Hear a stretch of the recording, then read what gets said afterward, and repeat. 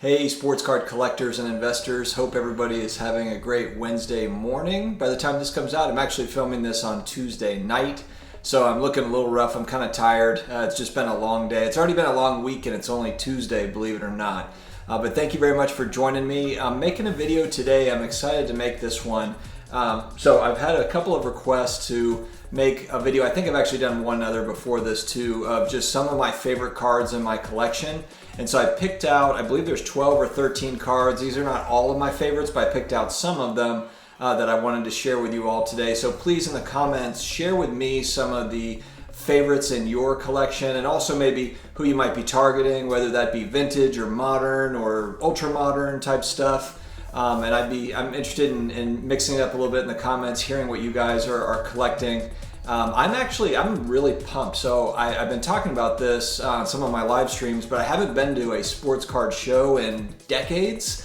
I've talked about how I'm really excited about going to the National next year in July, August timeframe. I'm going to be there regardless. One of my sisters is getting married, and fortunately it's in the it's in the middle of July, because I was like, hey, look, if it's at the end of July, like, I'm going to miss that wedding. That's how serious I am about the National next year, as I'm sure a lot of you are as well, just because we didn't get one in 2020. So I know that the next year's National is going to be wild times. But there is a local card show that is coming on Halloween weekend, so not this coming weekend, but the weekend after that.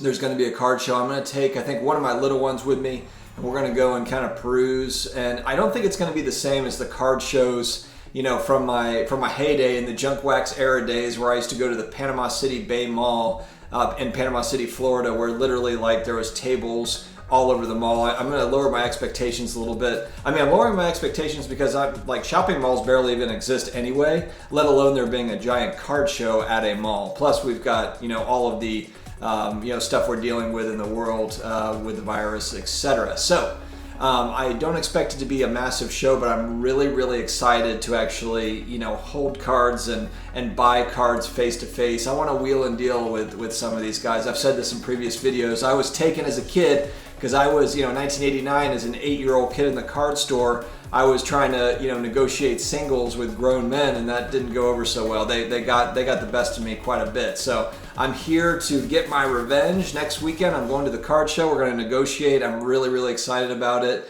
and I will definitely take some video and I'll try to make a video of that experience. I'm going to do my best to do that. I'm not really sure how I'm going to pull that off yet, but I will do my best to share my experience with you all. So let's go ahead and dig right into it. We are going to start with, and apologies up front, I am not much of a baseball card collector, so I don't have any favorite baseball cards. I am really a basketball and a football card guy.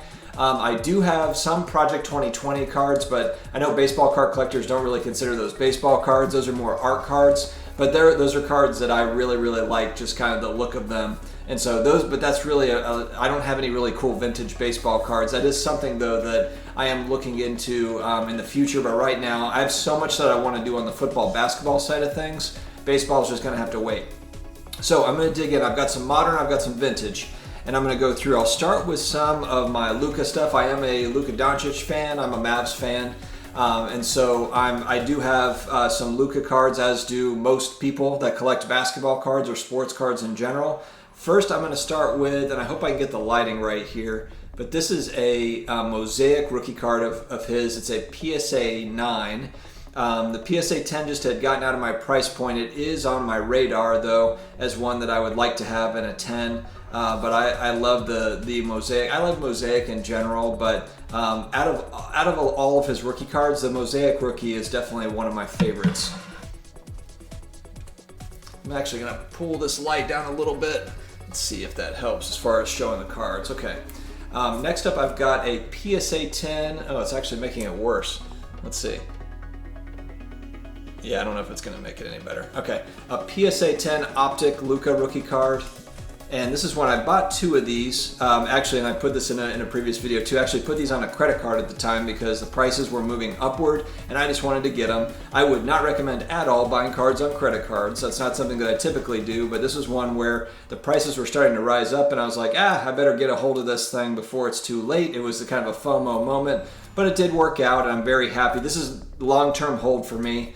So I think if you're buying long-term, if you're holding long-term, then as long as you're not kind of buying at the height, don't chase that hype, then you typically do okay.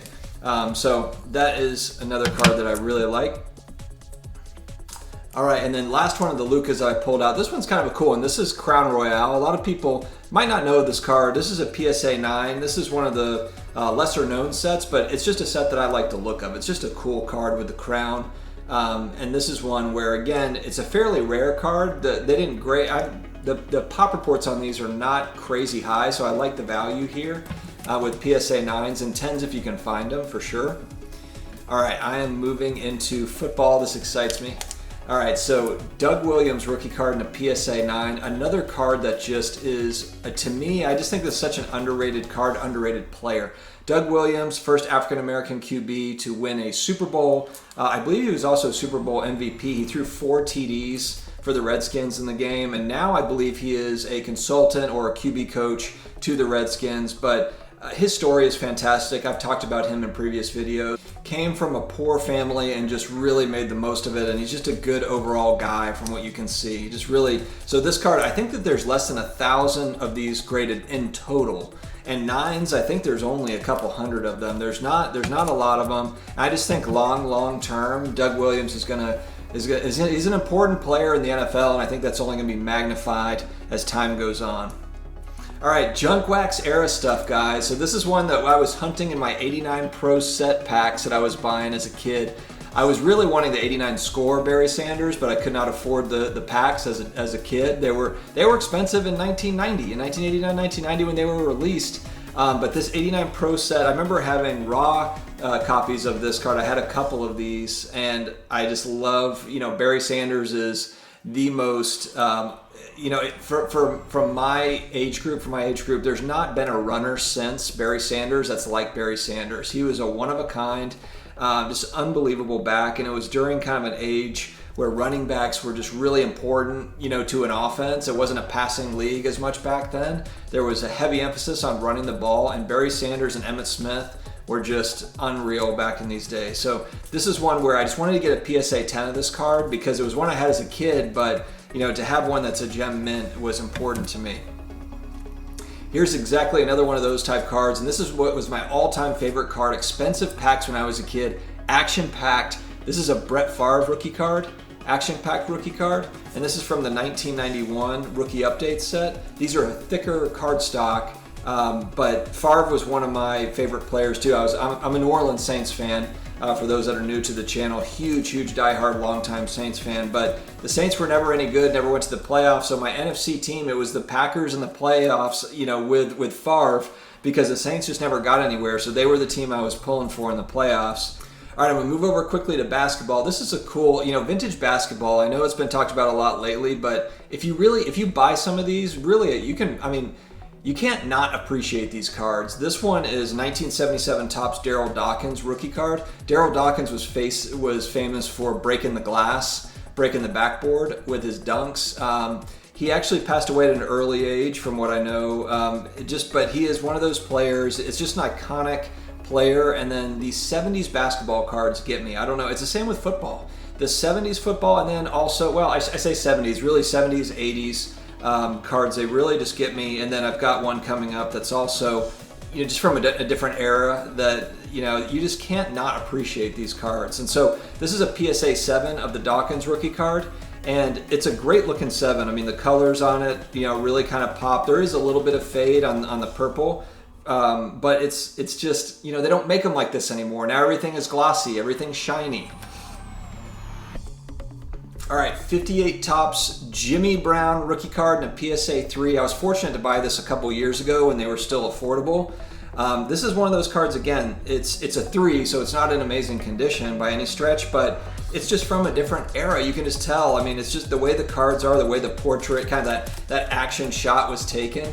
And you really look at you look at the back of the card. It's just amazing.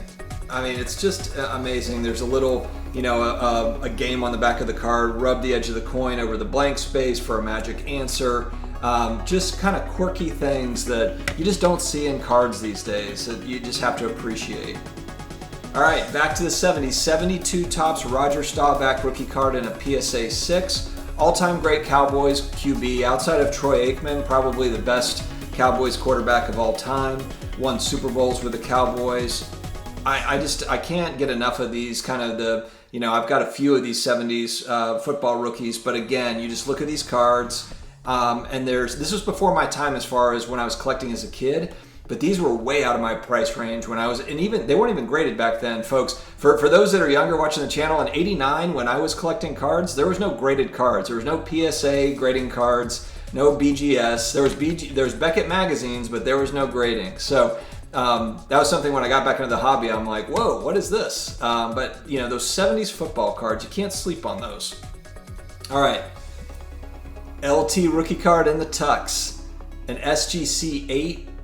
I'm not a Giants fan, obviously. I'm a huge Saints fan, so I'm a Dome Patrol guy. I'm a Ricky Jackson, Pat Swilling, Sam Mills, Vaughn Johnson. Those are the iconic linebackers for me, is that Saints Dome Patrol. But this dude is the best defensive player of all time in the NFL. You can talk about Khalil Mack, you can talk about Aaron Donald all you want. This is the dude. Check the highlights on YouTube if you don't know about LT. He was an absolute monster. And if you want more proof of that, I would say, arguably the best coach in the NFL, Bill Belichick, he says this guy is the best defensive player that's ever played, and he's been coaching in the NFL for 30 plus years. He's seen them all. So LT, I think this is an iconic card to me.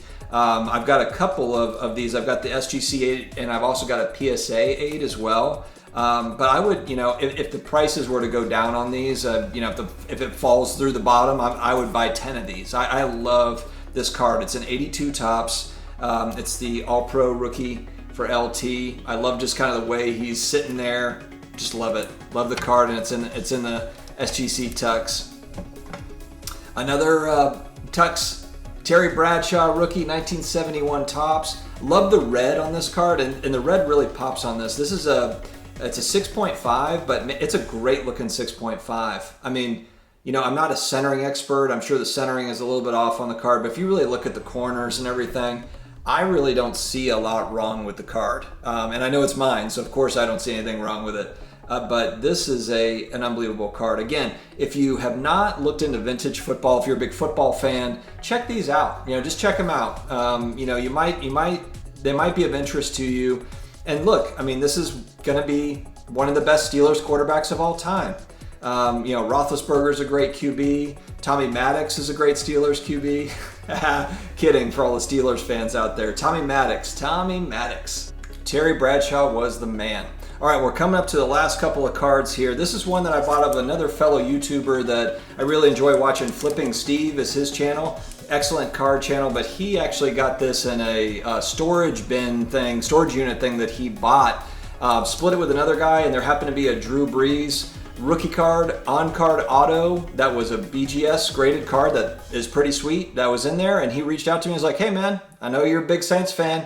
Are you interested? And I'm like, heck yeah, I'm interested. I don't have any big-time Brees cards, his rookie cards, and this is not a huge card. Nice card. This is the Game Gear. It's the Upper Deck Game Gear rookie. It's in an 8.5. It's got the subgrades, and then the auto is a 10. But I just love the look of the card, and it's an on-card auto. Love that. So I couldn't pass it up. Steve gave me a pretty decent price. Did not give it away, but he gave me a pretty good price on it. Last up, I'm going to show one that this is a top 3 card in my collection, but it's a Pistol Pete Maravich rookie card and a PSA 6.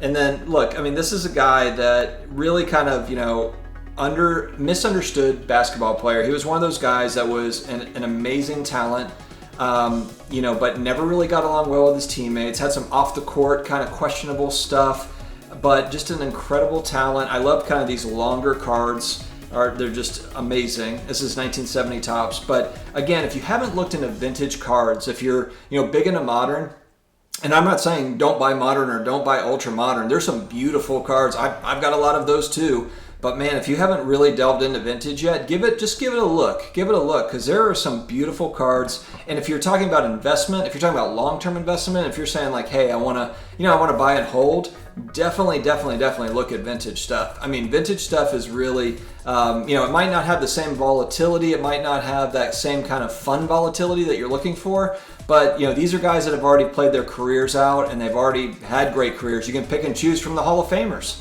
And that's what's great about vintage, is you can say like, hey, this guy was, in my opinion, he's the greatest of all time. Or in my opinion, that he's the greatest linebacker, or he's the greatest shooting guard, or whatever it is, greatest center. And that's what makes it so fun. So guys, thank you very much for joining. If you have not subscribed, please do so. Daily content, every day, guys, all about collectibles, personal finance, a lot of sports cards, action figures, graded video games, all that stuff, all the fun stuff, all the stuff that you're looking for is right here. Thank you again for tuning in. I'll talk to you guys again later. Take care.